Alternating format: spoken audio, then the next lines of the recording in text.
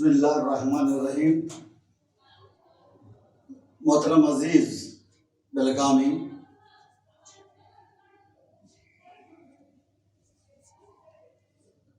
تدریس میری اپنی پسند تھی. میں نے اپنے شوق کے لیے استاد بننا قبول کیا تھا. میرا گریجویشن 1966 کا ہے.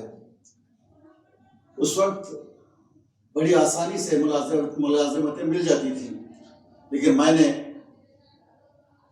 تحصیلدار بننے سے بہتر اپنے آپ کو ایک استاد بننا قبول کیا. میرے والد محترم نے جس وقت میں اسلامیہ ہائی اسکول میں پڑھا کرتا تھا، اپنے ایک ساتھی استاد محمد علی مقتدار کے ساتھ مل کر باشمان ہائی اسکول کی بنیاد ڈالی، اور مجھے 9ویں جماعت سے اسلامیہ سے نکال کر باشمان میں ڈال دیا گیا. میرے ساتھ میرے ہمراہ، میرے اور دوست کم و بیش 9 یا 11 تھے، وہ بھی باشمان ہائی اسکول میں داخل ہوئے. مجھے طالب علم کے زمانے ہی سے اردو ادب، اردو شاعری سے بے پناہ لگاؤ تھا.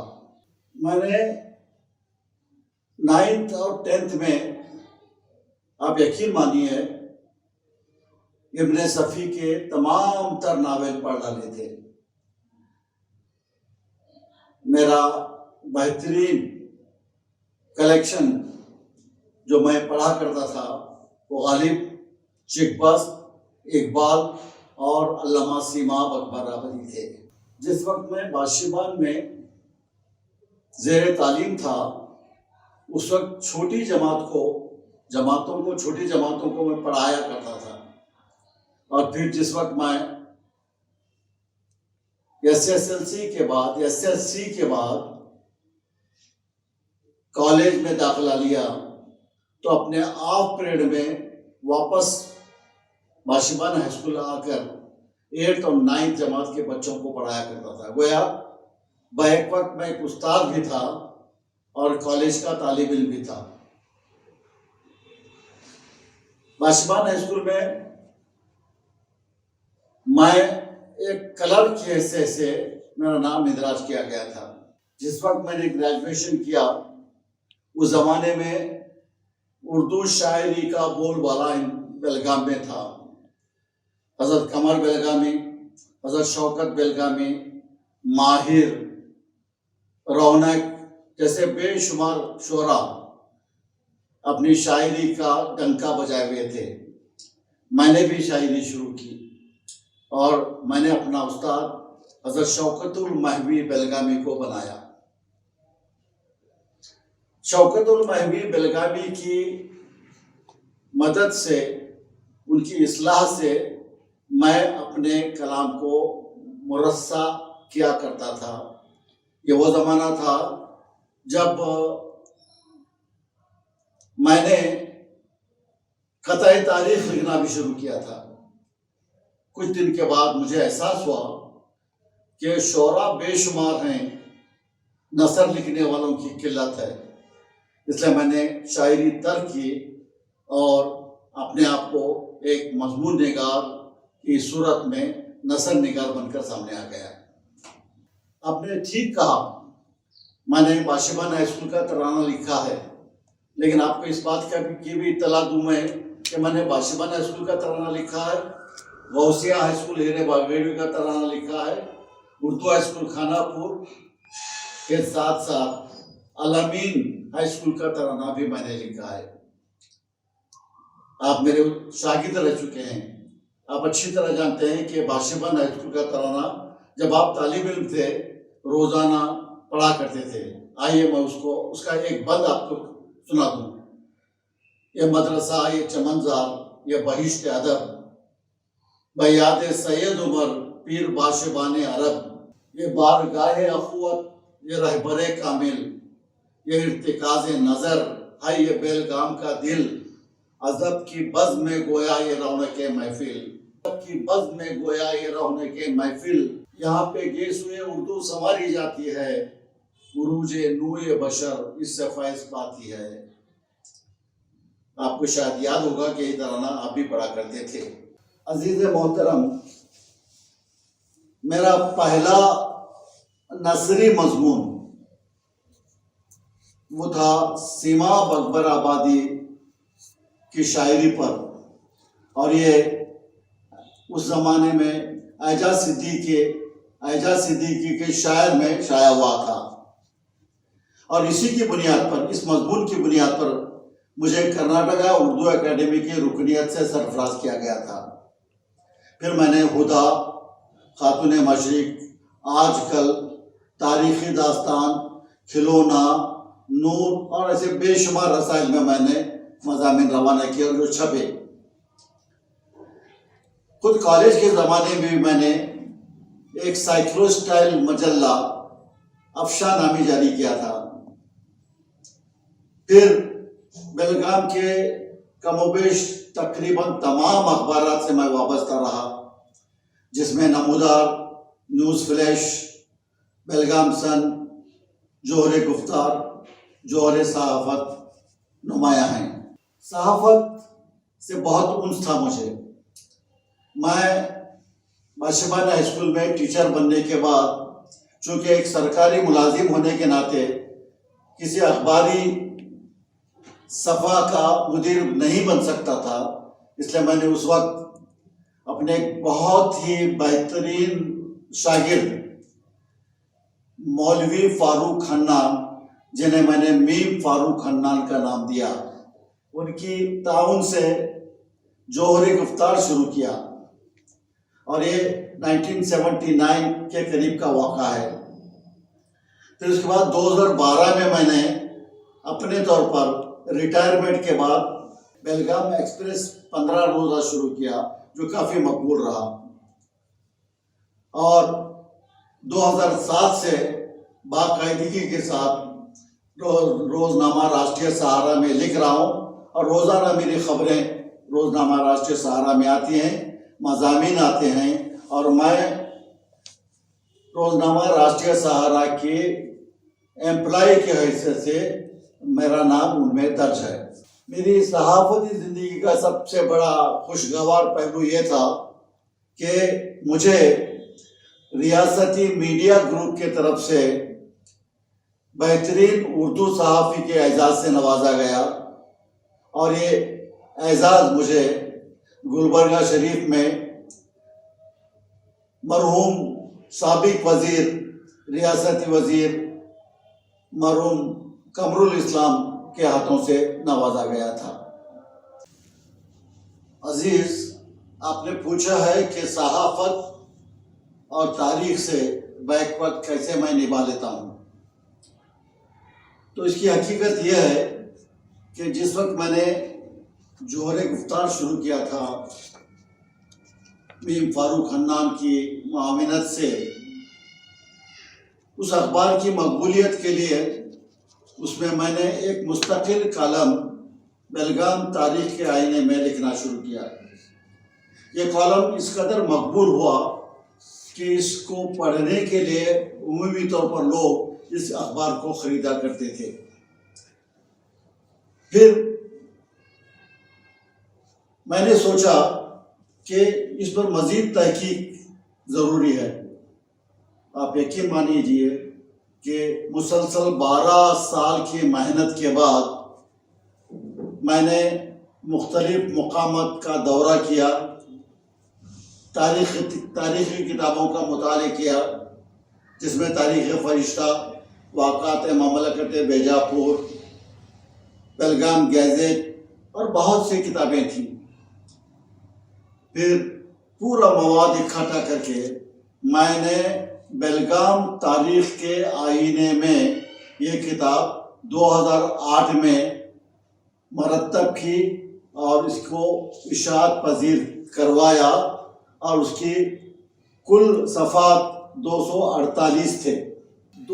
یہ کتاب اس قدر مقبول ہوئی کہ 1000 کاپیاں کم عرصے میں ختم ہو گئی.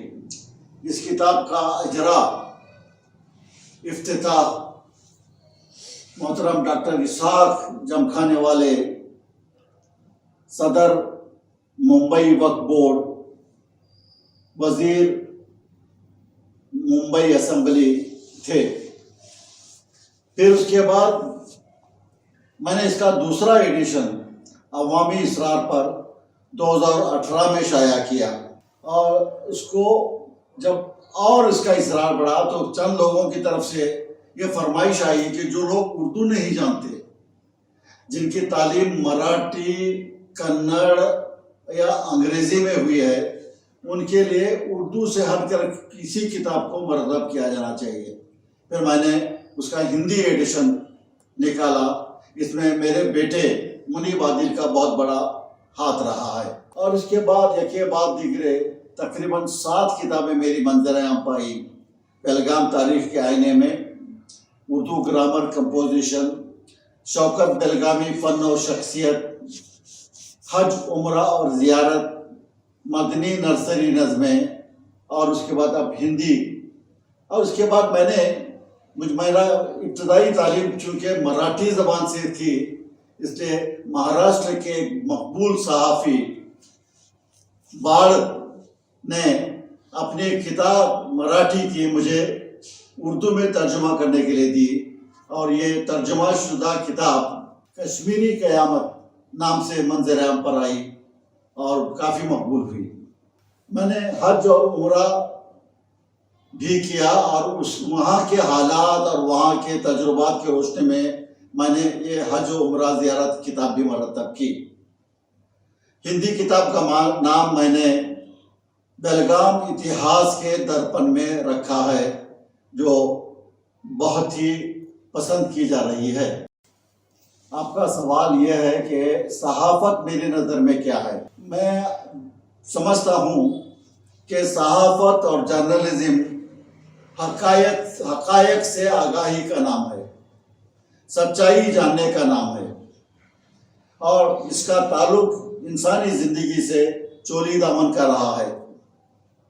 آج کے بدلتے دور میں صحافت ایک اہم کردار ادا کر رہی ہے، اور یہ صحافت پرنٹ میڈیا ہو یا الیکٹرانک میڈیا زندگی کا ایک لازمی حصہ بن کر سامنے آ گئی ہے.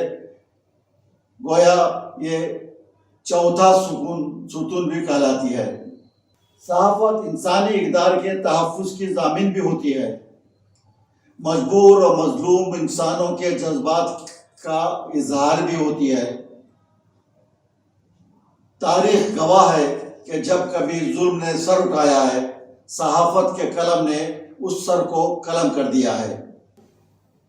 اردو صحافیوں کو میرا مشورہ ہے کہ وہ اپنے قلم کو تلوار کی صورت میں اختیار کریں. ظلم و ناانصافی کے خلاف نیائے اور انصاف کے لیے اس کو ایک ہتھیار کے طور پر استعمال کریں.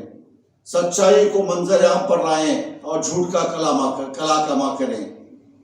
جہاں تک فکر و فن، شعر و سخن جو آپ نے شروع کر رکھا ہے، اس کے تعلق سے میرا اپنا گمان یہ ہے کہ آپ نے دریا کو کوزے میں بند کر کے رکھ دیا ہے.